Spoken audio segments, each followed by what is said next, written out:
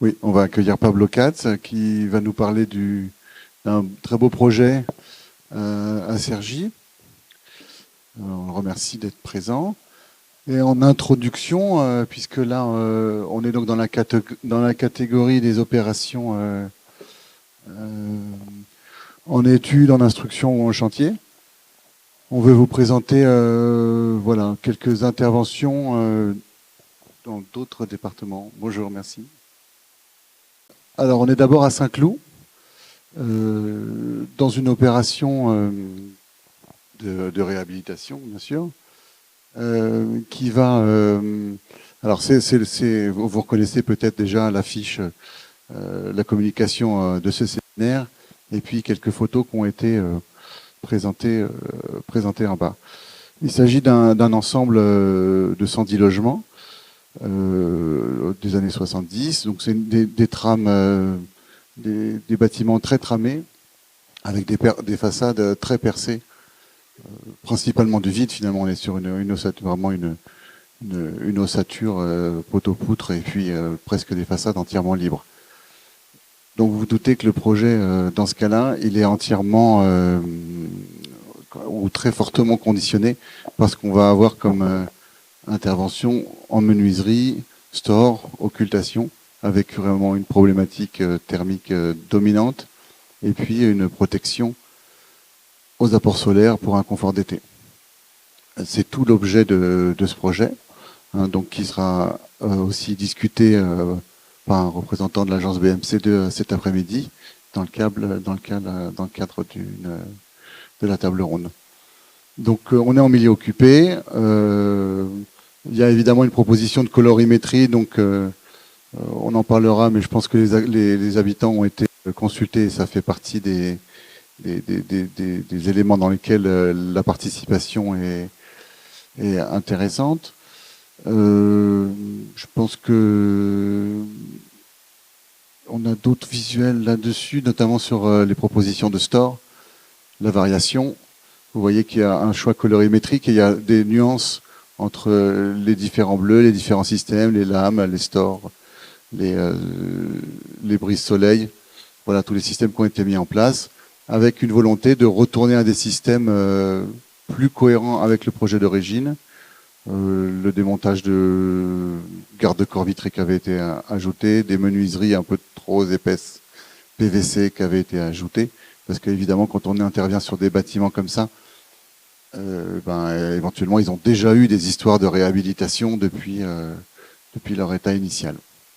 Donc la démarche là, elle a été de s'impliquer, connaître tous les logements, et je pense que dans le cadre du diagnostic technique, l'Archi a proposé d'avoir un relevé photographique, et donc vous en avez vu quelques expositions, quelques photos exposées. Donc ça parle d'appropriation, ça parle de différenciation des logements les uns avec les autres, et puis d'évolution, puisque on part d'un constat avant travaux en photo, qui pourrait être comparé à un état après travaux. Voilà, quelques photos des extérieurs, des bars, 110 logements, je pense. La deuxième opération à Thiers. Donc là encore, on est dans donc on est en chantier achevé ici. Hein. Vous voyez 2020-2024. Également une opération sur des bâtiments très tramés. Je pense que là, l'architecte d'origine n'est pas identifié. Donc ça dit aussi un petit peu le... Si, c'est bon. Pardon. En tout cas, on est dans une architecture très standard, ordinaire, tramée. On sent aussi peut-être la préfabrication ici, ou en tout cas l'industrialisation plutôt. Et voilà, l'architecte qui doit se poser la question de l'intervention là-dessus. Donc c'est une expérimentation. On est sur l'application de la montée du groupe Action Logement et de I3F d'une préfabrication hors site et en milieu occupé. Donc on va voir des photos de chantier ensuite. Vous voyez les panneaux qui ont été ajoutés. Ce sont des panneaux de façade entièrement préfabriqués en usine, équipés de menuiserie, isolation et même finition. Et qu'on va venir avec toute la complexité que ça nécessite, fixés sur la façade. Donc ça veut dire que le logement, pendant ce temps-là, il est intouché à ce moment-là. Et puis, une fois le panneau rapporté, fixé et jointoyé, on pourrait dire, les menuiseries intérieures vont être démontées. Et puis ensuite, il y a des questions de raccord. Vous imaginez là, à côté du profil, en bas, il y a des questions de raccord qui sont à faire pour que l'appui de fenêtre soit calfeutré et caché et appropriable. Voilà, donc ça pose, on en parlera aussi cet après-midi un peu plus. Et il y a une question de surcoût parce qu'on est dans une filière qui est peu développée. Il n'y a pas tant de fabricants que ça.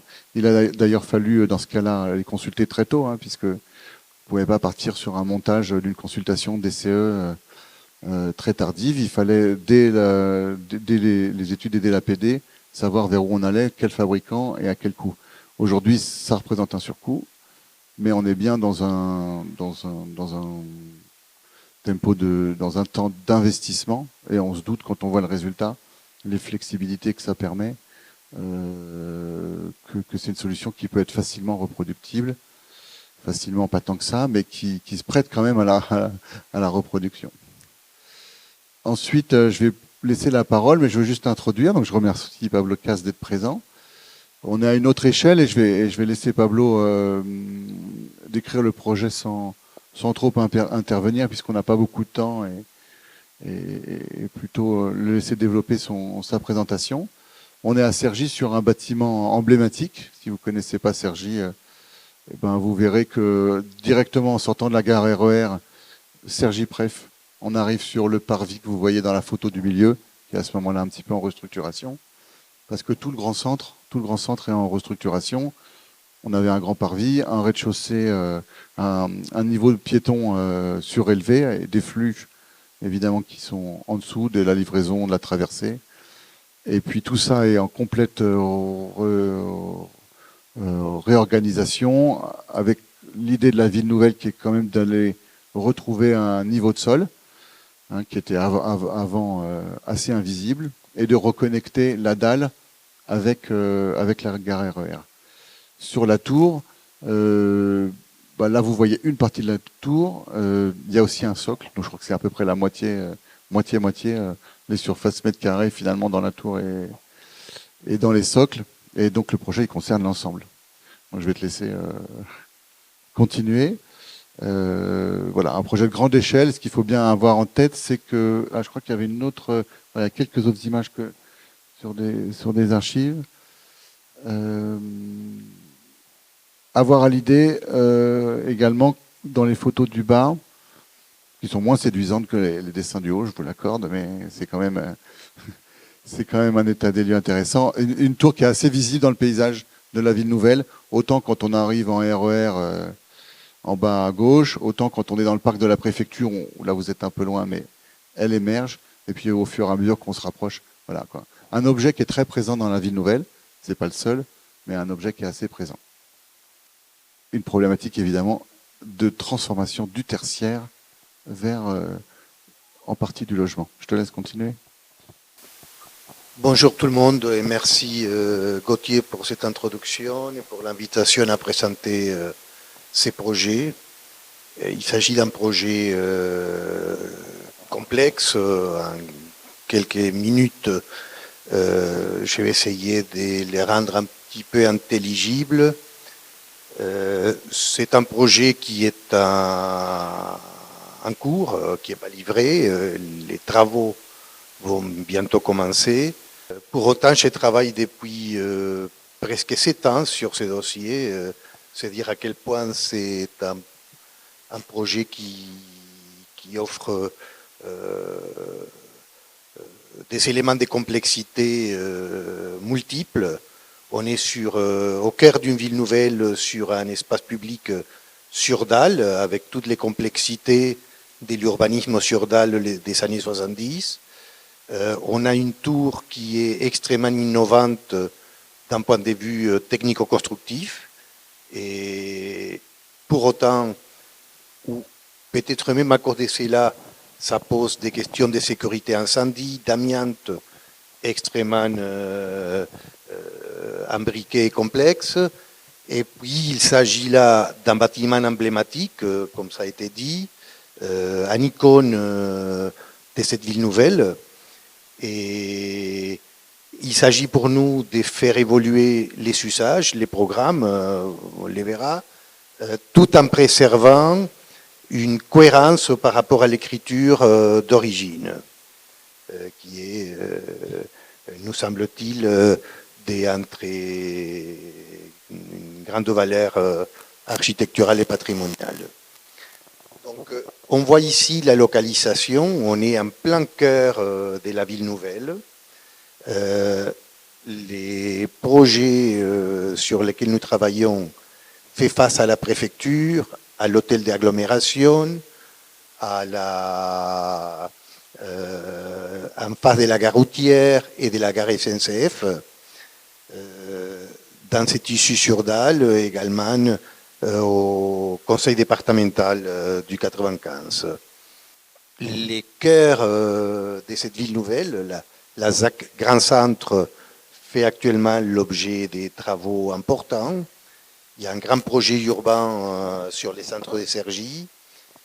Deux urbanistes coordonnateurs se sont succédés. On a parlé tout à l'heure du rapport Girometti-Leclerc. Leclerc a été en charge d'une première phase des études et des travaux urbains. Et aujourd'hui, c'est l'AUC qui a repris la suite et qui travaille également sur les secteurs du centre-ville. Et donc, c'est une ville nouvelle des années 70 qui aujourd'hui est en train de retrouver une nouvelle image avec un accroissement important du nombre d'habitants, plus de 3000 emplois qui doivent être créés et la création des importants espaces verts également, alors qu'il y avait un déficit important d'espaces verts dans cette ville nouvelle, en tout cas dans la ZAC, dans les quartiers du centre. On parlait donc de ces tours qui a été construite par EDF-GDF pour être un immeuble des bureaux siège de cette très grande entreprise publique, entreprise d'État, énergéticien, réalisée dans les années 74 par Renzo Moro, un architecte d'origine suisse. C'est un immeuble extrêmement sophistiqué qui a des planchers, une structure mixte avec des planchers béton précontrants et comme on les voit ici, des façades suspendues. C'est un immeuble avec une structure champignon avec des façades suspendues. Il y a une ossature métallique irriguée qui porte l'ensemble des porte-à-faux. Les bâtiments, il est constitué, ça a été dit par Gauthier, d'un soubassement de 4 niveaux et d'une tour de 14 étages. Surmontés, on les voit en haut, des très grands locaux techniques. Il y avait en fait la chaufferie qui apportait la production de chaleur pour les besoins de cet ensemble tertiaire et qui était un peu la vitrine des EDF-GDF qui avait été positionnée de façon à être vue de très loin. Et c'est un peu les symboles des valeurs qui étaient les valeurs prééminentes dans les années 70 et un rapport à l'énergie totalement différente à celle que nous voyons se développer aujourd'hui. Donc on a 2 niveaux sous dalle, un sous-sol et un rez-de-chaussée qui est le niveau voirie, même si les voiries aujourd'hui étaient affectées dans les projets d'origine à l'automobile, un niveau dalle et un niveau mezzanine sur dalle qui étaient les niveaux principaux, les niveaux piétons, puis ensuite les 14 tours avec ces locaux techniques, la tour monte à 78 mètres de hauteur. Donc c'est un IGH, un immeuble de grande hauteur, qu'il s'agit aujourd'hui de déclasser, puisqu'un immeuble de grande hauteur implique des frais très importants liés à la sécurité incendie, avec une présence, une permanence jour et nuit, toute l'année, d'un corps de pompiers pour assurer la protection incendie et que donc ces coûts ne peuvent pas être supportés par un programme aujourd'hui et il est question de déclasser la tour. Nous avions étudié un premier projet dans lequel on condamnait les étages supérieurs et les locaux techniques, on vidait totalement, on curait tous les étages au-dessus de la côte 50 mètres du dernier plancher accessible, et tout cela était condamné. On avait travaillé avec les pompiers avaient validé cette solution, on avait posé un permis de construire, et quelques jours avant l'obtention, les pompiers se sont rétractés et ils n'ont pas accepté d'accorder les permis de construire en conservant des structures, même dans l'hypothèse où elles étaient totalement inaccessibles et condamnées. Et on a dû retirer les projets. Le projet s'est arrêté. Il y a eu une nouvelle consultation et on est reparti sur un nouveau projet dans lequel on démolit tous les locaux techniques et 4 étages pour ramener cette tour IGH des 78 mètres de terre à un immeuble de 4e catégorie en habitation avec les derniers planchers accessibles à 50 mètres de hauteur. Comme je disais, c'est un immeuble qui a une présence importante d'amiante et donc les désamiantages et les démolitions représentent sur ces 2 postes près de 5 millions d'euros de travaux. Donc l'économie de ces projets est extrêmement complexe également. On voit dans cette image les éléments qui vont être démolis, déconstruits, c'est-à-dire pour la tour un écrêtage des 4 étages et des locaux techniques, et également une déconstruction du plan sud. On voit en orange les éléments qui seront supprimés. Et puis, pour ce qui est du reste, les plans nord qu'on voit, il est conservé, rénové à l'identique. Les noyaux de la tour et les planchers sont conservés, mais l'ensemble des façades vont être déposés. Tous les étages sont entièrement curés et donc ce qui est conservé, c'est essentiellement la structure existante mixte béton et métal. On voit que cette tour est constituée donc d'un socle avec 2 niveaux sous dalle, des niveaux sur dalle, puis la tour elle-même, donc c'est un ensemble immobilier avec des volumes imbriqués, avec des copropriétés complexes, et avec une très grande complexité technique. Donc les plans du projet aujourd'hui, avec les plans nord conservés, la tour écrêtée, les plans sud reconstruits. J'expliquais que les planchers, ce sont des planchers avec une structure précontrante, et donc la démolition des étages supérieurs en allégeant la charge sur ces planchers, fait courir un risque important que ces planchers précontrants se soulèvent. Donc on a dû faire des calculs structurels extrêmement poussés pour justifier des évolutions structurelles et donc notamment de la démolition, de l'écrêtage de la tour. Et on est obligé de ramener des charges importantes, en partie haute, et pour ne pas amener des charges inertes du type béton en partie haute de la tour, on a proposé de créer des jardinières avec des épaisseurs très importantes, de l'ordre de 2 mètres de pleine terre, et de créer une forêt, une véritable forêt urbaine dans les couronnements de la tour. Ce faisant, nous s'inscrivons l'image de la tour, l'image iconique de la tour, où les symboles, la vitrine du savoir-faire de l'énergéticien était la chaufferie en partie haute, la remplaçons par une forêt, par une présence importante des végétales, marquant ainsi les changements des paradigmes liés à la question du changement climatique.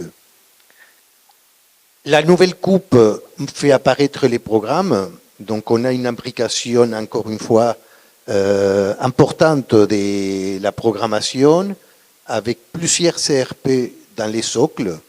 Aujourd'hui, les deux niveaux inférieurs, les niveaux sous-sol et les niveaux rez-de-chaussée, sont entièrement occupés par des parkings.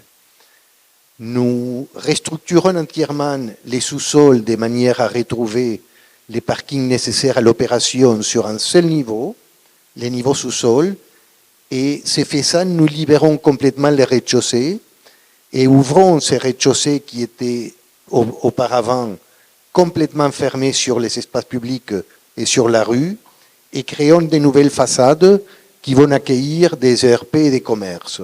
Donc on aura à terme un RP de type M et un RP de type N des magasins, des ventes de restauration avec un espace pour des pratiques sportives, un RP X sur 2 niveaux. On a une école sur 3 niveaux, tout à droite sur le plan nord en vert, avec également un 4e étage en attique. On a en rose sur les plots déconstruits et reconstruits, les plots sud, 3 niveaux des bureaux avec une partie importante en coworking, et puis une résidence pour étudiants au centre, en jaune, qui occupe 3 niveaux inférieurs, rez-de-chaussée, rez-de-dalle et rez-de-dalle mezzanine, pour les parties communes de la résidence pour étudiants, et ensuite une tour qui va recevoir 240 lits. On voit ici les plots sud reconstruits, la partie bureau tertiaire avec les programmes d'éco-living, avec un hall en principal ouvrant sur un espace public, la place de la Pergola. On voit en contrebas l'angle des 2 rues. On devine à gauche la préfecture et à droite l'hôtel d'agglomération. Et on voit sur rue l'angle, là où il y avait des parkings et une façade complètement aveugle, la création en double terre des nouveaux commerces ouvrant complètement sur l'espace public et qui participeront de la requalification de la rue dans ce quartier des grands centres. On voit ici l'accès principal piéton à terme de la résidence pour étudiants, avec dans les socles les programmes communs, les halls, une cafétéria, des salles d'études, des salles de réunion, une buanderie, etc. Et puis 10 étages courants qui comprennent chacun 140 unités des logements du type T1, des studios autonomes avec salle de bain et kitchenette, et 20 unités de 5 chambres chacune pour des logements en colocation, ce qui fait un total de 240 lits. On voit un plan courant, un plan d'étage, avec en blanc les studios autonomes et en jaune les 2 unités de colocation pour chaque niveau. Il a été extrêmement complexe de régler les plans des habitations dans une tour qui était conçue pour être un immeuble de bureaux. La structure n'était pas tramée par rapport aux besoins d'un programme d'habitation. Les planchers font 10 cm d'épaisseur, ce qui posait des questions de résistance et également d'acoustique. Et les façades étaient des façades d'une tour des années 70 sans aucun châssis ouvrant, et donc on les dépose entièrement pour créer les façades d'un immeuble résidentiel avec des fenêtres s'ouvrantes. Et donc tout ça en travaillant de manière à retrouver l'écriture d'origine, l'expression décollée au plus près de l'expression de l'architecture d'origine. Les socles qui étaient en béton brut, brutaliste même, un béton cannelé avec une texture extrêmement marquée, et retravaillés avec la même écriture horizontale et la même matérialité, en béton bas carbone, et l'ensemble de la tour est habillé de la même manière que la tour précédente, avec des bardages métalliques dans les mêmes tentes et avec la même modénature horizontale, écriture horizontale, que dans les projets d'origine. Les parkings chez Dissé est complètement réorganisé. Il y a 50 places neuves qui sont créées, 103 places existantes restructurées, pour un ensemble qui comprendra 153 places à l'arrivée. Donc on voit ici les plans. On a également des locaux techniques, des très importantes surfaces des locaux vélos pour l'ensemble des programmes et une voirie pompier des dessertes internes. On voit ici donc l'image depuis l'espace piétonnier de la dalle avant, après, l'image depuis la rue, les bâtiments d'angle totalement aveugles qui comprenaient des parkings à gauche et les nouveaux immeubles à droite avec 2 niveaux commerciaux et 3 niveaux de co-living. La tour transformée, où à la place de l'ancienne chaufferie, on retrouvera cette forêt. Un travail a été fait pour protéger contre la chute des feuilles et des branches du fait que cette forêt est à plus de 50 mètres de hauteur. Et notre volonté, c'était à la fois de protéger, mais faire de manière telle que cette enceinte de protection participe également de l'élancement de la tour pour essayer de compenser la perte, l'évolution des proportions du fait de son écrêtement. Et donc, c'est cette continuité de la paroi qui se dématérialise en partie haute, cherche à la fois cette dématérialisation pour donner à voir la végétation qui est derrière, tout en conservant une certaine matérialité pour participer de l'élancement et donc de la préservation des proportions. Donc d'un point de vue environnemental, on est sur une parcelle qui occupe 100% de l'emprise au sol. Donc on n'a aucune surface perméable en pleine terre. On est dans un secteur sur dalle complètement bâti. Pour autant, on a travaillé dans les projets avec beaucoup de volonté l'intégration du végétal et on retrouvera à la livraison plus de 1600 mètres carrés de surface végétalisée. Toutes les toitures, les patios et également un travail de végétalisation intensif sur les espaces piétonniers sur dalle. Une labellisation BBCA Rénovation pour les parties neuves tertiaires, une certification prime. Je passe rapidement les objectifs. Les éléments en carbone seront du béton bas carbone.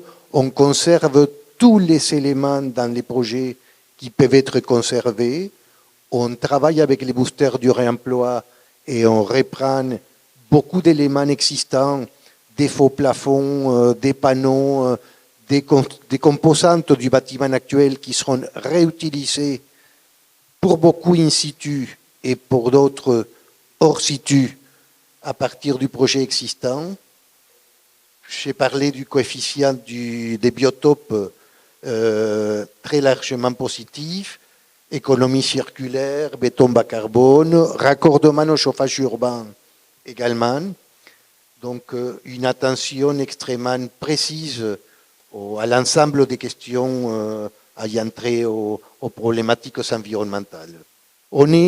Aujourd'hui, on a un permis accordé et purgé.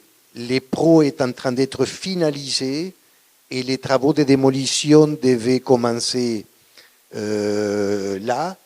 Ils ont pris quelques mois de retard du fait de quelques évolutions programmatiques liées à des exigences des investisseurs.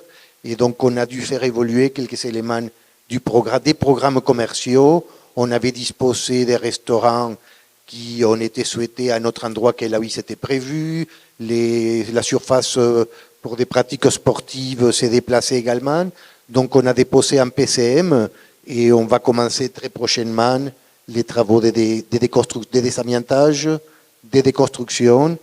Et on a presque pour une année de désamiantage et de démolition avant de pouvoir engager les travaux de construction.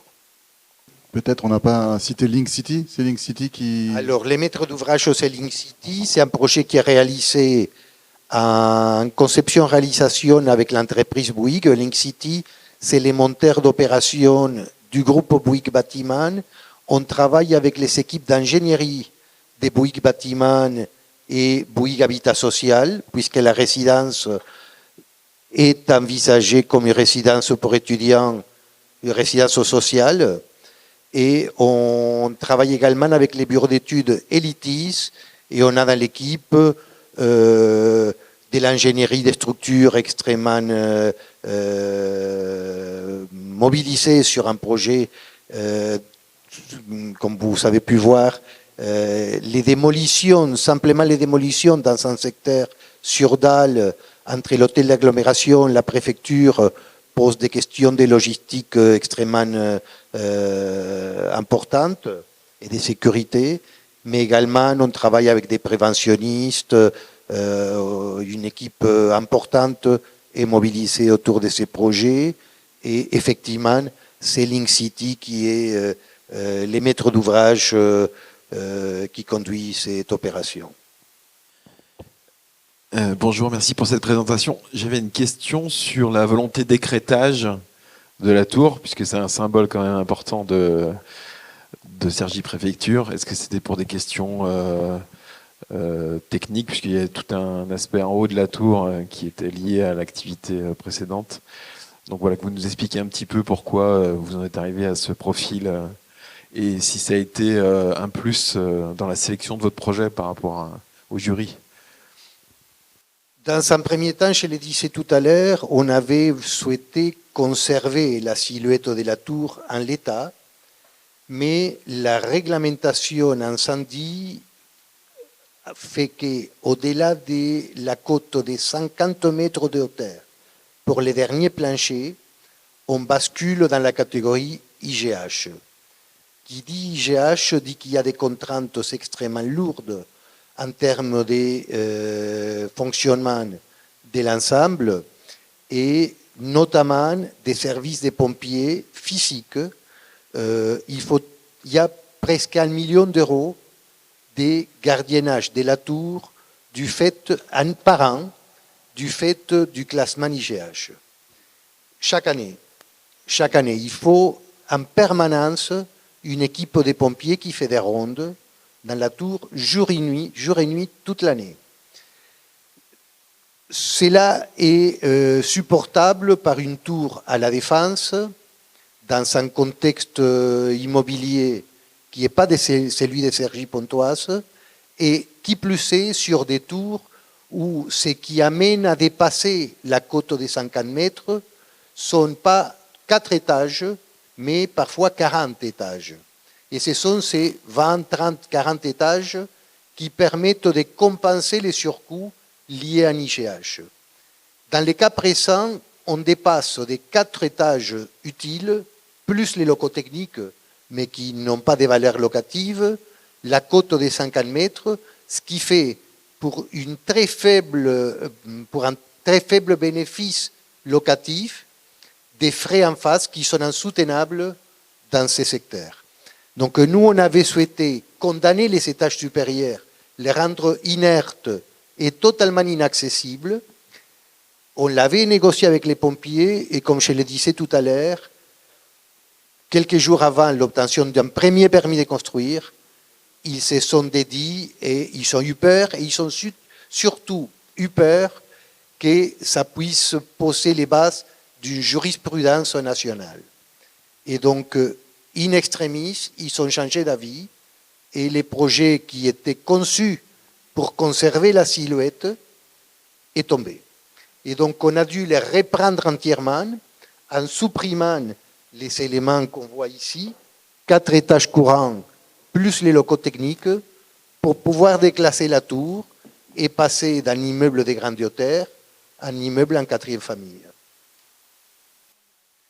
Par ailleurs, quand on a un IGH, il est très très difficile de superposer, de juxtaposer différents ERP.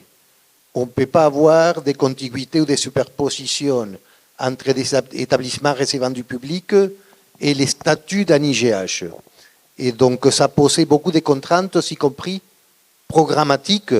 Et l'un des objectifs ici, c'était de faire un projet avec un programme mixte combinant des commerces au niveau de la rue, des bureaux, du co-living, de la résidence pour étudiants. Et l'un des éléments forts de cette programmation, c'est justement cette mixité programmatique, ce qui n'aurait pas été possible dans les cas d'un IGH. Moi, je voulais juste savoir comment vous aviez fait. À un moment donné, vous disiez que dans vos objectifs, c'était d'améliorer l'accès à la dalle. Et je voulais savoir quels avaient été les travaux que vous aviez imaginés. Alors, il y a une partie des travaux qui sont réalisés dans le cadre du programme de la SAC Grand Centre. Voilà. Une partie des travaux, on voit là cet escalier, il n'existe pas, il va être créé. Il y a des nouveaux accès qui sont créés dans le cadre du projet de réfection complète du parvis de la gare et du centre-ville.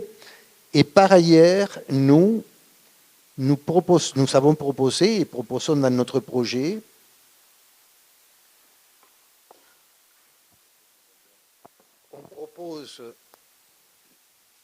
la création d'un escalier ici qui est accompagné d'un traitement paysager et végétal. Donc là, on voit des gens qui montent et on voit un escalier qui monte sur la dalle. Cet escalier n'existe pas. Et il est créé à l'intérieur du domaine privatif et dans le cadre de notre projet, financé par les projets, mais c'est un escalier à usage public. Donc, en complément des apports qui sont faits pour relier les niveaux rue au niveau dalle dans le cadre du projet d'aménagement de la SAC Grand Centre, on crée un ascenseur, on crée cet escalier, on retravaille également les espaces publics. Là, on voit l'escalier que j'ai montré à l'instant, il part là, donc il descend ici pour relier avec la rue. Et puis on réaménage également, y compris en créant des nouvelles jardinières et en retravaillant tout l'espace public. Et là, on voit des commerces. Ces commerces-là sont au même niveau que ceux-là. C'est-à-dire qu'on a des commerces sur deux niveaux, avec 2 niveaux en façade sur la rue, mais les niveaux supérieurs, il va ouvrir également et va amener une animation supplémentaire au niveau de la dalle du parvis piétonnier qui est complètement réaménagé. C'est-à-dire, si je peux ajouter un point, ce qu'on voit sur la gauche, sur la photo, donc un passage piéton, une voiture qui passe, et c'est ce qu'on voyait sur la perspective avant, c'était des espaces de trafic, de livraison, de passage sous la dalle. C'était pas du tout destiné aux piétons. Bon, maintenant, il y a l'ESSEC qui est au bout et la connexion ESSEC-gare passe par là, donc il y a un peu de piétons. Mais comme je vous disais tout à l'heure, la ville a le projet de retrouver le niveau du sol naturel, on pourrait dire, et de retrouver des rues, ce qui était presque un gros mot à un moment du projet. On n'était pas sur une rue, en tout cas traditionnelle européenne. Et là, on retrouve un niveau du sol naturel, des trottoirs, un peu de lumière, des passages piétons. Tout ça, c'est une évolution de la ville nouvelle. C'est effectivement les modèles de l'urbanisme sur dalle des années 70, avec la vie, les piétons, les commerces qui se trouvaient sur dalle, et la voirie qui était une voirie technique des services, et tous les volumes qui donnaient des plain-pieds sur la rue étaient pour la plupart aveugles. Et donc, dans le cadre de ces projets, on ouvre complètement les rez-de-chaussée. C'est l'une des raisons pour lesquelles on a démoli ces bâtiments. C'est pour retravailler complètement les rapports à l'espace public et transformer très profondément les rapports entre les bâtis et la rue et retrouver et découvrir la rue. Et donc, on travaille aussi bien les liaisons entre la rue et la dalle, quel est le rapport à la rue de ces nouveaux programmes. C'est un projet éminemment urbain et la dimension urbaine elle est majeure dans l'approche de ces projets. Un grand merci. Pablo, merci Gauthier. Merci.